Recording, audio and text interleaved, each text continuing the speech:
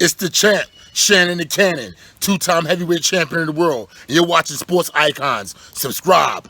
Let's go, champ. Let's go, champ. Let's go, champ. Champ. Right, in the description box, there is an interview with Sky Sports and Dominic Breazeale. This is part of Sky Sports hashtag toe-to-toe thing. With only a couple of days left until fight night between him and Deontay Wilder, which this was interviewed a couple of days ago, but it was put up yesterday, but the fight is now tomorrow. So he's very, very confident in this one, that's for sure. Now, he was answering some fans' questions. They posted in questions to Sky Sports, and one of the questions was, how's this fight with Deontay Wilder going to go? And Dominic Breazeale said that he's going to be ending Wilder within 3 rounds. He's going to put Wilder to sleep. He's going to knock him out within 3 rounds. And that's what he's told his wife. Now, this could just be to further inflict more psychological warfare on Wilder. As we know, Wilder is psychologically broken after what Tyson Fury done. We could see the whole build-up that Deontay Wilder was psychologically damaged by Tyson Fury. And with his erratic behaviour ever since, you can probably see that he's still down in the dumps, he's still erratic. And maybe this is just one of those kind of things where he's trying to get Wilder to think that he's going to end him in 3 rounds. Now, for me, I think that this is going to be an early night. I don't see this fight going the distance at all. Listen, I could be wrong, but it's very, very unlikely that this fight is going to go the distance, purely because of their bad blood and the way that Wilder fights as well.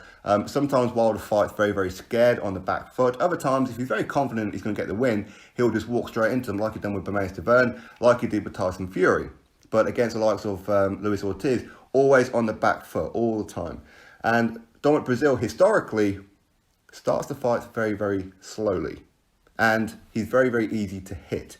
And this has always been a problem with Dominic Breazeale. For those of you who haven't seen Dominic Breazeale, I mean, listen, there's probably a very good chance that you've at least seen the Joshua fight. But even if you haven't seen that one, if you've seen Joe Joyce, Dominic Breazeale is like Joe Joyce. Okay, he's kind of like that kind of level, if you like, or style. Very, very slow and bullish. He's very durable, okay? But against Wilder, it's not really good being durable. You need to counterpunch him, you need to set him up, and you need to land a big right hand on him. Because Wilder, as we know, don't like it on the whiskers. He's been rocked by far lesser punchers than Dominic Breazeale. And while you're going to heavily, heavily favour Deontay Wilder in this one, as bad as what Wilder is, he always manages to find a way to land a big right hand. And against somebody who's easy to hit, like Dominic Breazeale, unless Virgil Hunter has miraculously turned his whole game around, who knows, since he joined up with him, who knows. But historically, Dominic Breazeale, very, very slow starter and very easy to hit. And while he is very, very heavy-handed, and he is probably the hardest puncher that Wilder has ever been in the ring with, I just feel that because Dominic Breazeale usually starts pretty slowly, I can agree with Dominic Breazeale that this fight won't go past 3 rounds. In fact, I'll be quite surprised even if it went past the first round. Especially with the way that these guys are talking, how much they hate each other and whatever. If these two just go in there, the bell goes and these two just go at it, listen, I'll be very, very surprised if this fight gets out of the first round. And I said this against Barclays Centre as well. So you'll probably have to favour Wilder in this one quite heavily, to be honest. And Dominic Breazeale relying on his durability is not really a good one for this fight. But Breazeale, he's going to have to keep hold of his emotions until he gets Wilder cornered, trapped, or even hurt, and then let his hands go.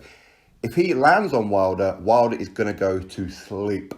I'm telling you, Wilder will go down, face down, arse up. This is exactly what's going to happen. But for me, listen, I'll be very, very surprised if this fight goes past 3 rounds. Very surprised. I'll be extremely surprised if this goes past 6 rounds, okay? Also bearing in mind as well that Dominic Breazeale has been very, very inactive. In only 18 months, he's only had 1 fight, okay?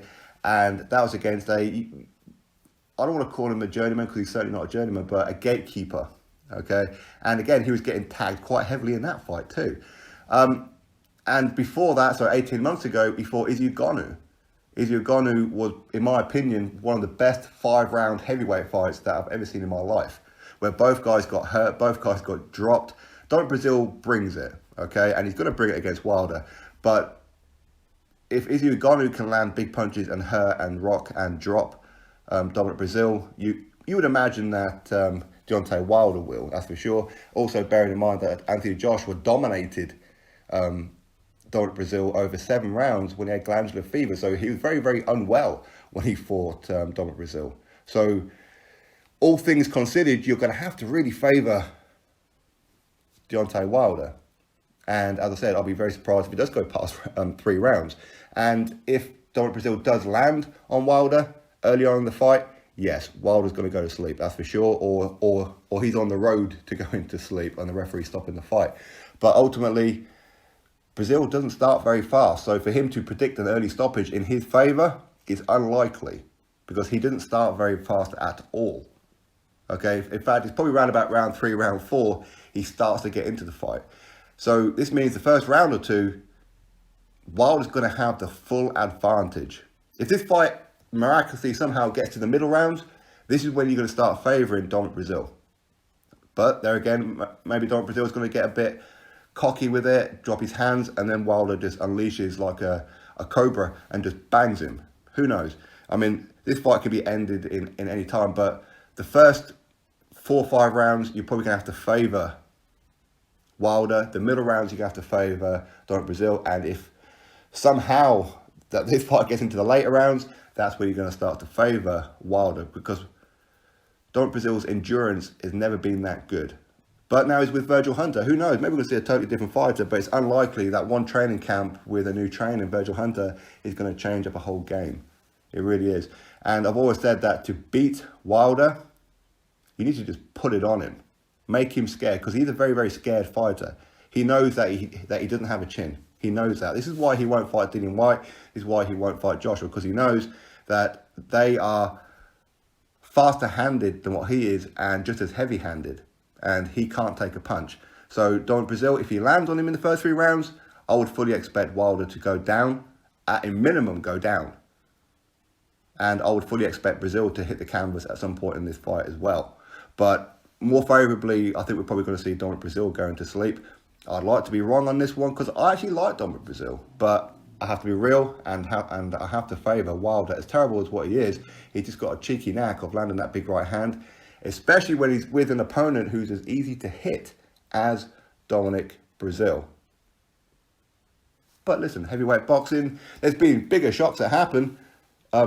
Historically, that is for sure. Bigger shocks that have happened. We've seen Henry Cooper drop Cassius Clay, as he was called at the time, Muhammad Ali. He dropped him to the canvas. He was out.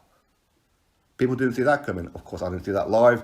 I was nowhere near to even close to being born when that fight happened. But this is just my point that bigger things have happened in the history of boxing. We've seen Lennox Lewis get smoked by Hasim Rahman, by Oliver McCall. Again, so bigger shocks have happened. But it would be a shock purely because of the styles. The styles, in my opinion, they can clash. If Breazeale can take Wilder's punches, then Wilder's in a whole lot of trouble in this fight. A whole lot of trouble.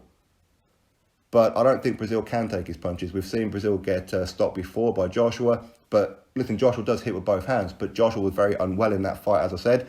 And Wilder, I would imagine he's going to be a bit heavier in this fight than what he usually is. So he's going to be a bit more heavy-handed.